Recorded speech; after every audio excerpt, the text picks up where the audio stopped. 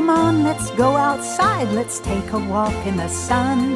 There are things to learn and things to see, a big wide world for you, your dog, and me. Dog Talk. Hi folks, welcome to Dog Talk. I'm Pat Becker and we have a fantastic show for you today. I am very excited to have you meet Jean Devlin. How are you? Hi. You're from Roadrunner Press. Yes. You are an editor and a producer of great books. Oh, thank you very much. Fantastic. Been in the business for how long? I'm in some type of writing or publishing for 35 probably, but in book publishing we're in our fifth year. Fantastic. Okay. And this is Michael Hall, and how are you? Pretty well. And you are actually Jean's son. Yes. This is Baby Belle. Now, I was so excited, I can't tell you. When I met you, I really enjoyed meeting you, but when you said you had a St. Bernard, I really enjoyed meeting you. Yes, I did, because this breed is so underrated and so really unacknowledged as a great family pet. These dogs actually have a fantastic history. They are the most sessile breeds, and they are of the giant breeds, and this breed of dog actually started with the Greeks, and the Romans took them. They made these dogs great hunters. They hunted tigers, lions, wherever they put them, because they were a giant breed and they could do it. They had the strength, the agility. Actually, as big as this dog is, they are very agile. This dog then the Romans used them when they went into battle because they were fierce looking dogs. Now, they were a lot longer haired than this dog, as a matter of fact. At that particular time in their ancestry, their coats were very, very long, probably 6 inches long, and with a heavy undercoat. So they did get warm in the summers, but they used pools and everything to cool them off. During the winter time is when the Romans really liked to hunt more than anything, and to go to war, as a matter of fact. Well, these dogs ended up in the Alps, and some of the monks up there and some of the monasteries took them and found that they were excellent dogs at that height because of the cold, because they could endure it. And they made great dogs for search and rescue with them. So they became very famous that way.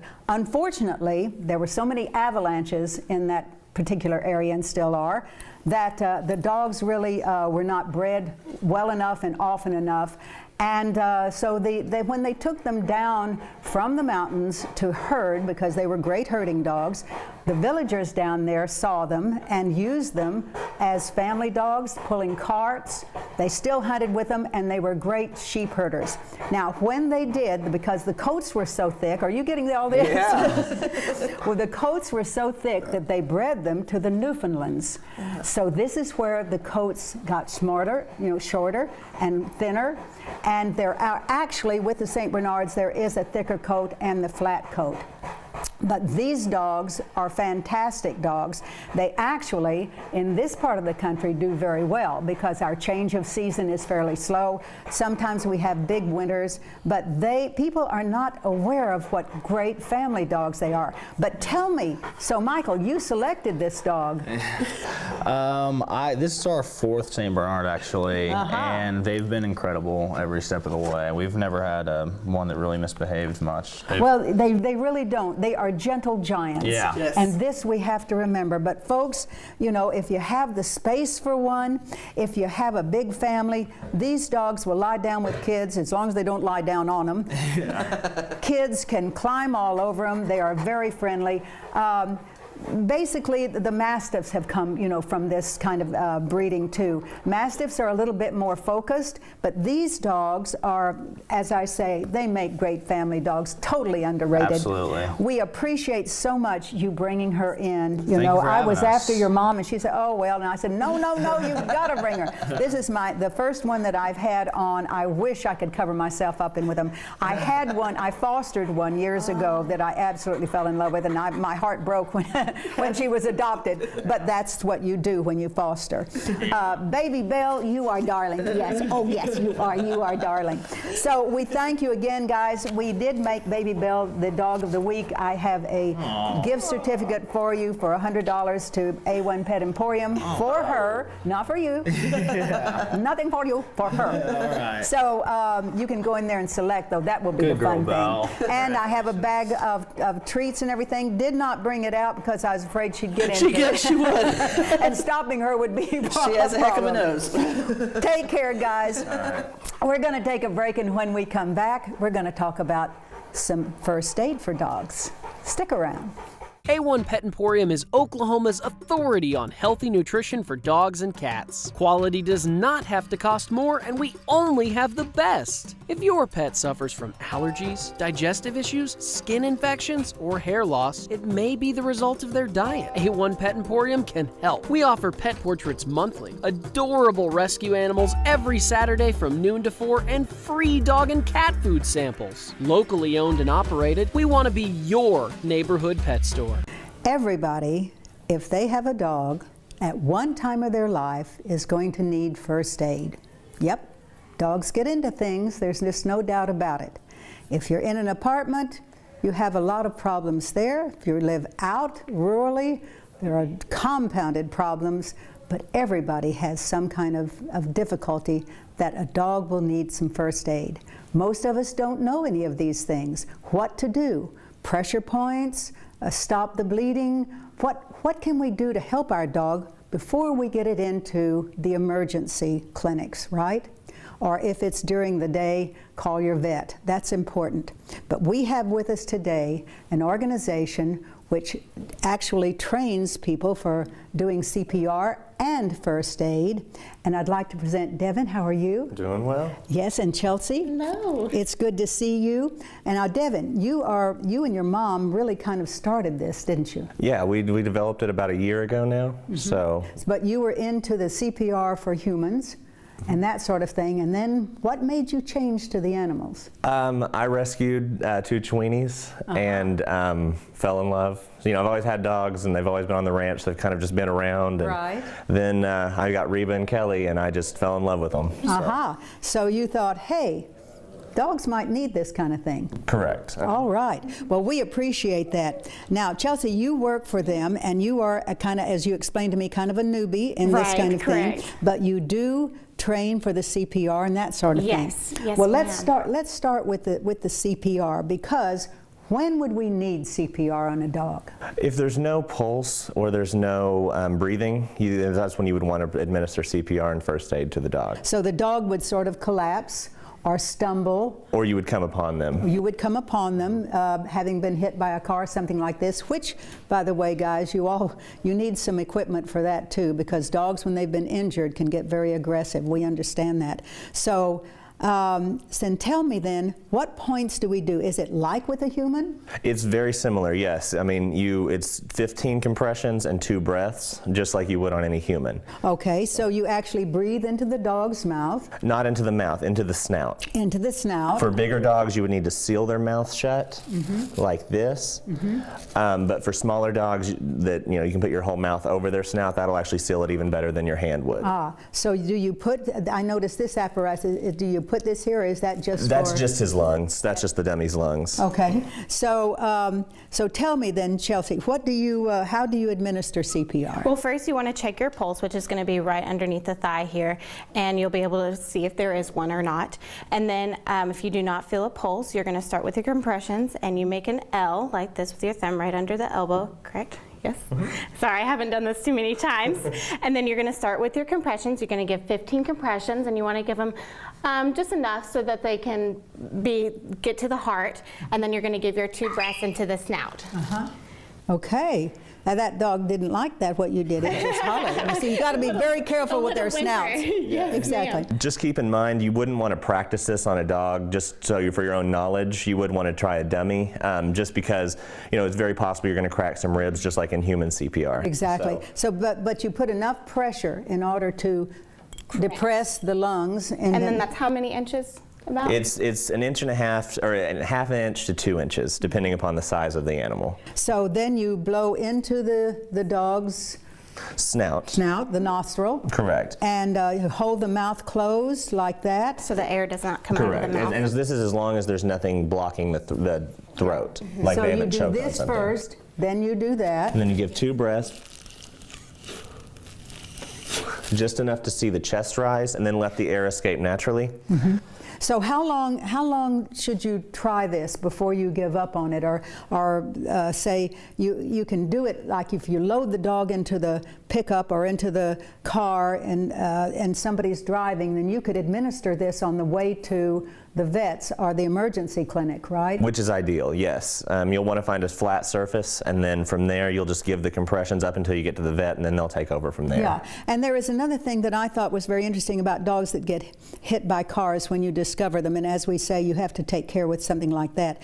But the best thing to do is if you have a flat board, something that is flat, you could scoot underneath them and raise them so that the Correct. dog's spine wouldn't turn and twist.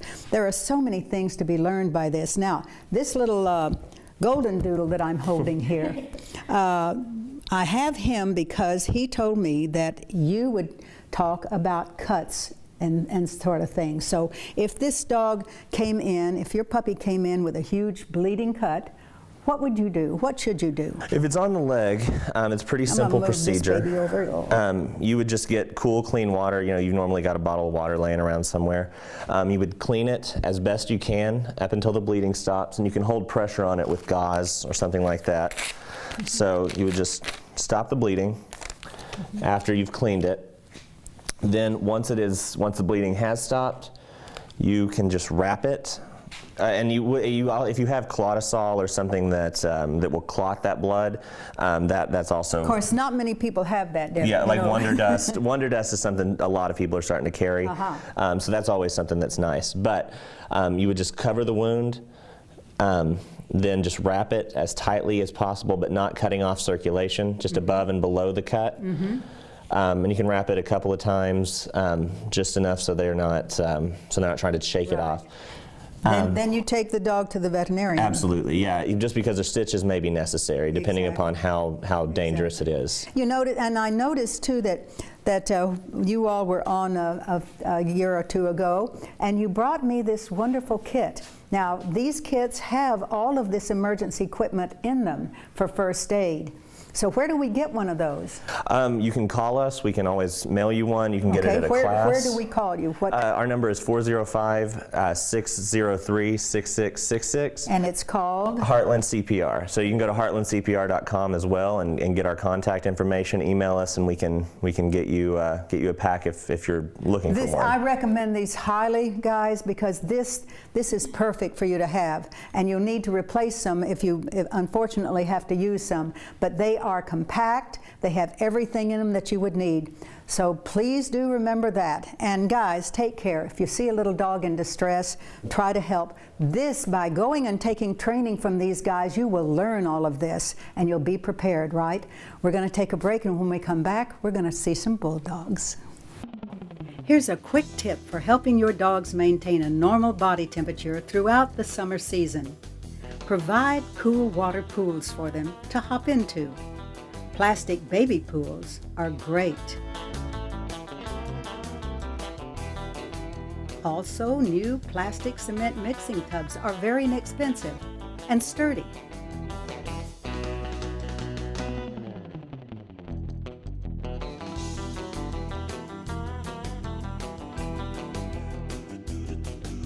We are so grateful that Tornado Alley Bulldog Rescue came to visit us today. Had a very sad occasion. Dawn called me from the rescue and said, guess what? These dogs were from puppy mills. I couldn't believe it. Stevie, how are you? Amber, good to see you. Thank you. I am shocked that someone would be so stupid as to start a puppy mill, if you were going to start a horrible puppy mill, with these dogs. Because as we know, these dogs don't birth the way every other breed of dog does. Because of the size of their heads, most of the time they have to have a C-section. Yes. So how many times can you give a dog a C-section when you're in a puppy mill producing bulldogs? They don't last very long. No, they don't. So when Dawn called me, now you all got these 7. Tell me the story of how you were relating to me. The lady contacted you and drove up in a car and just kind of threw them out. What was that? Well, she did not want us to have her name or her address, so she arranged with Sandy there on the end to basically meet on the side of the road. She transferred them from her vehicle to our vehicle and took off. Took off. Which is very, very typical. You know, hopefully she was ashamed, and the shame drove her to that.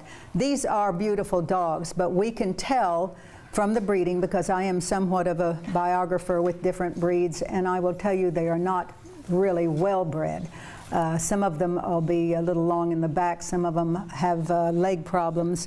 I noticed too that you can tell quickly. This dog right here, if we could get a picture of this, of the This face is Katie. of the face of this dog. Pardon me. Yes, this is Jack. By the way, he is going to help us today. I got a little distracted, but he's my man. Ted. Jack is. What did I say? Jack. But that's okay. Jack's very important. He does all our editing. Jack was the one that I really wanted, but when you so I'm always Ted is fantastic. He is. Now, can we're we with get a Katie. picture? Can you switch your knees around so we can get a picture of this blue eye? This bulldog, which is an unbelievable fault in bulldogs, has one blue eye and one brown eye. This sort of thing is just not done among breeders. If you'll notice, this dog also has a scar where the dog has been bred. And this is a small dog, by the way, so apparently she had problems in the beginning. Now, you breed a dog that has DNA problems, what are you going to get? DNA problems. This happens. There are good breeders in this world, people. People that actually try to enhance and make the breed better. This is not a good example. These are 7 dogs who have been used and abused, and it is a sad, sad situation. Are we through with puppy mills? I don't think so. This is a prime example. Every one of these dogs should be taken to a veterinarian, checked out, and I mean total, the help that they need. You can see this one over here on the right. I think it's a good example of the scar that's on this dog. This is a C-section scar. And you can obviously tell that there is some kind of problem beneath that scar tissue probably. It just really blows my mind. And you guys, I could not believe when Dawn called me, because you'd rarely ever find these dogs in shelters because people love these dogs. They keep them, which is probably what motivated this dastardly person to do this sort of thing. Obviously, they see that they have lost. You don't make money this way. But having this kind of breed that has special needs as far as birthing is just not only stupid, it is diabolical as far as I'm concerned. So we thank you so much. Each of these dogs will be up for adoption, am I right? And once they're figured out. Now, bulldogs have great personalities, great dispositions. They have a little problem breathing on occasion. You know, heat kind of bothers them. But they make wonderful house dogs. Snuggle buddies. They are snuggle buddies, Jack. I mean, Ted. Either way. They are snuggle buddies, and they are loving, loving, loving dogs, which makes it even more horrendous when something like this happens to them. I can almost tell you that one of these dogs or 2 are the breeding stock, because there are several of the younger ones who look very much like them, and I think this is what's happened. yes, we believe that Diesel there is the father of Axel. Yeah. Yeah. And- He said, don't talk about Axel, talk about me. And we believe that Ophelia is the mother of Axel. I do believe that. I do. I and think then you're right. Missouri and Katie are mixed in there somehow. We're not exactly Well, sure. and we can see little Katie got the worst of it. You know, but I would adopt that dog any day. My husband would not let me, but I would try any day. Missouri was fortunate, though. She had a regular belly C-section Ah, excellent. instead of the side C-section. Instead of the side. And then this is another thing. Even regular belly C-sections are difficult for a dog, and you don't do it with a bulldog that often. But to have them, if you can see, they're on the sides of the dog. It's incredulous of how horrendous this is. But we thank you so much. This is This is very dramatic for me and for all our viewers, but I will tell you, folks, these dogs are wonderful. If you get a chance to adopt one of these bulldogs, I'll guarantee you you'll have no other dogs, because I have fostered these dogs and they are extremely great. I am going to, by the way, donate $1,000 to Tornado Alley Rescue to kind of help with some of the vet problems here. And if you have more, and it will probably exceed, you let me know, okay? And we do. God bless you for what you do. God bless you for your compassion and your caring. These dogs are wonderful. As I don't have to tell you all, I'm preaching to the choir here. But they are great. Folks, really, if you get a chance, adopt a bulldog. We're going to take a quick break, and when we come back, we're going to talk with Janice about a trip she made to a shelter. A1 Pet Emporium is Oklahoma's authority on healthy nutrition for dogs and cats. Quality does not have to cost more, and we only have the best. If your pet suffers from allergies, digestive issues, skin infections, or hair loss, it may be the result of their diet. A1 Pet Emporium can help. We offer pet portraits monthly, adorable rescue animals every Saturday from noon to 4, and free dog and cat food samples. Locally owned and operated, we want to be your neighborhood pet store. So here we are with our location expert. Absolutely going to be great this season with everything that you've got lined up. My gosh, how many things have you got lined up for us? Well, a lot. I think as a show we decided to get out into the community more, see what the shelters were doing as well as some of the rescues. So I went to Norman Animal Shelter actually a little bit earlier. We saw that clip, and it was beautiful. They did a $3 million renovation down there, and that's just phase 1, Pat. They still have phase 2 and phase 3 to complete.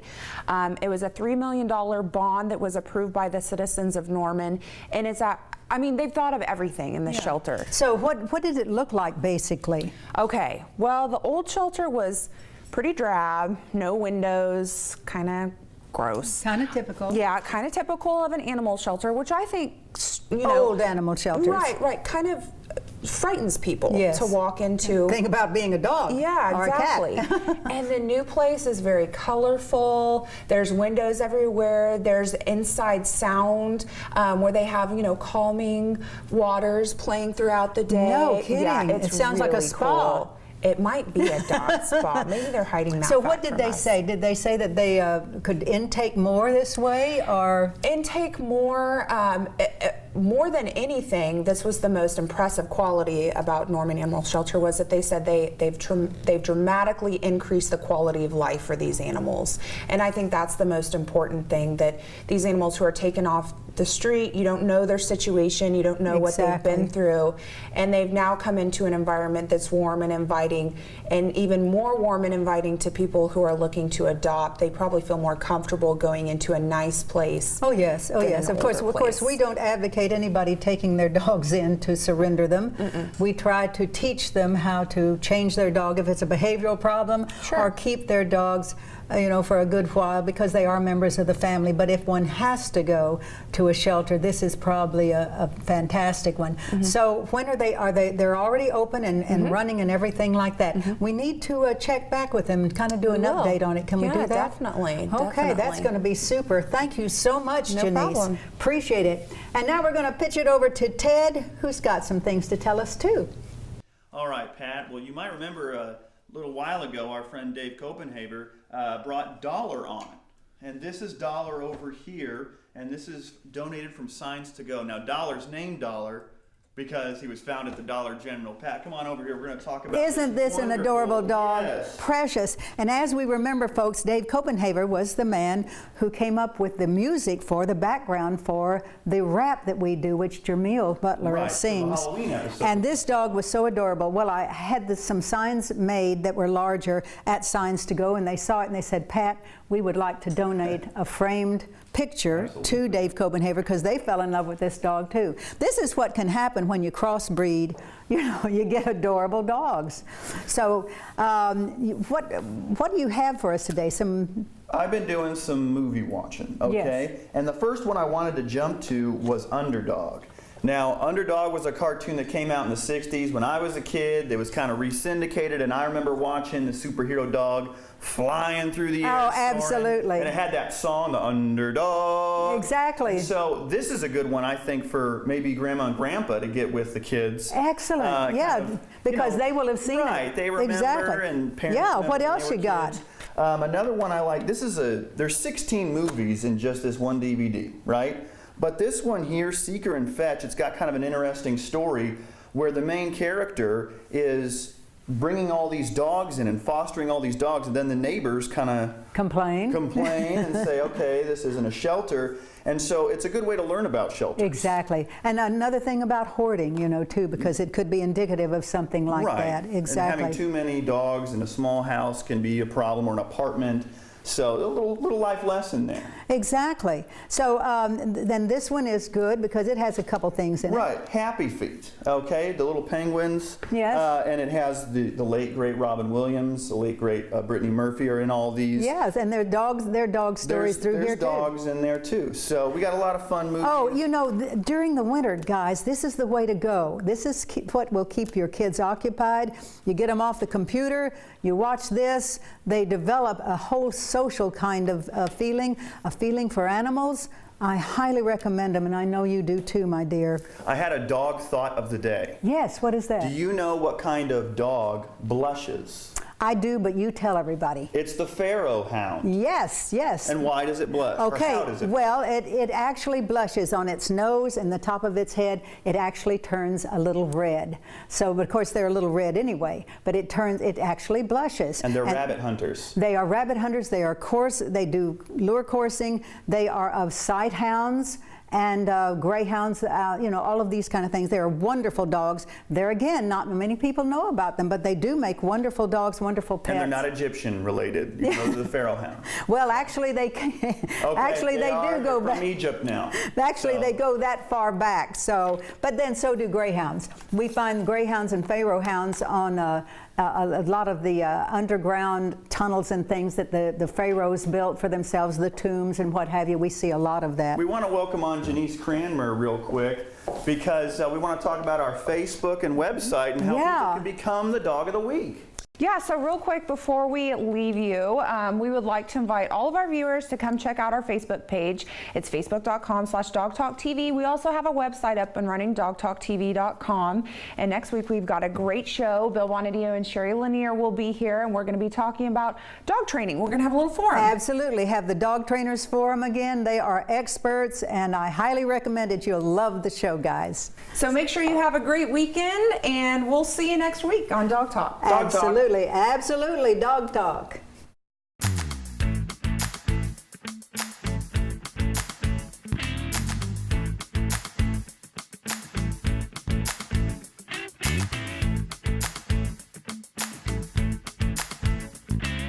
Dogs. We're talking about dogs.